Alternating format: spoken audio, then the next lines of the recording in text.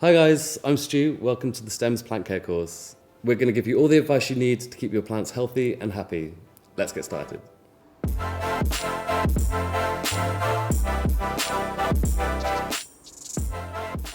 One of the first things and most important things is choosing the right plant for your space.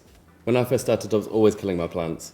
When I got home with the nicest, prettiest plant, a couple of weeks later it would be dead. Example, I bought a Boston fern, put it in the hallway, lack of light, lack of humidity, within weeks, crispy, hanging, dead. So we've all been there, don't worry. Choosing the right plant for the right space can be a minefield, but luckily the Stems website makes it easy. You can filter the website based on your needs. For example, search collections, such as low maintenance or air purifying, or use the filter to find your perfect plant. So I'm looking for something for my bedroom, about medium size, easy care, doesn't mind a bit of shade.